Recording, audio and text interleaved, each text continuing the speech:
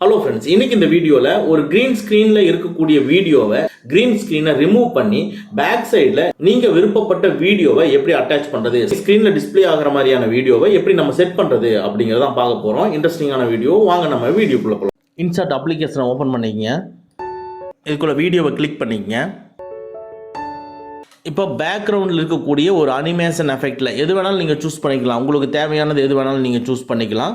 So நான் பேக்ரவுண்டில் ஒரு அனிமேஷன் எஃபெக்டில் இருக்கக்கூடிய ஒரு வீடியோவை செலக்ட் பண்ணிக்கிறேன். இதை கிளிக் பண்ணி பார்க்குறேன் பாருங்கள். ஸோ இந்த மாதிரி ஒரு சின்ன ஒரு எஃபெக்டில் ப்ளே ஆகும்.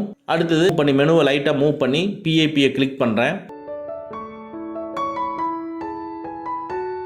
இப்போ கிரீன் ஸ்க்ரீனில் எந்த வீடியோ இருக்குல்லோ அந்த வீடியோ செலக்ட் பண்ணிவிட்டு ரைட் சைடில் இருக்கிற ஃபுல் ஸ்க்ரீனை கிளிக் பண்ணுறேன். ஃபுல் ஸ்க்ரீன் மாறிடுச்சு. இப்போ ப்ளே பண்ணி பார்க்குற பாருங்கள், அந்த க்ரீன் ஸ்க்ரீனில் இருக்கிறது மட்டும்தான் உங்களுக்கு ப்ளே ஆகிட்டு இருக்கும். இப்போ நம்மளுக்கு அந்த பேக்ரவுண்டில் க்ரீன் ஸ்க்ரீனை இப்போ ஹைட் பண்ணணும். அது எப்படின்னா, அந்த க்ரீன் ஸ்க்ரீன் வீடியோவை செலக்ட் பண்ணிட்டு மெனுவை மூவ் பண்ணி கட் அவுட்டை கிளிக் பண்ணுங்கள். இந்த கட் அவுட்டுக்குள்ளே பார்த்தீங்கன்னா குரோமோ அப்படிங்கிற ஃபீச்சர் இருக்கும். அதை கிளிக் பண்ணுங்கள்.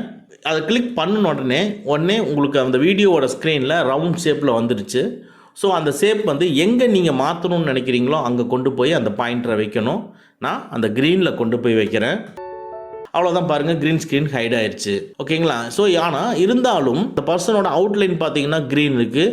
அதை வந்து நம்ம மாற்றுறதுக்கு கீழே பார்த்தீங்கன்னா ஸ்ட்ரென்த் அண்ட் ஷேடோன்னு இருக்கும். இந்த ஸ்ட்ரென்த்தை இன்க்ரீஸ் பண்ணி ஷேடோவை இது பண்ணி நீங்கள் அந்த இருக்கிற மீதி இருக்கக்கூடிய அந்த அவுட்லைன் இருக்கக்கூடிய அந்த க்ரீனையும் நீங்கள் ஹைட் பண்ணிக்கலாம். ஸோ இந்த மாதிரி நீங்கள் மாற்றிட்டு டிக் மார்க்கை கிளிக் பண்ணிக்கங்க.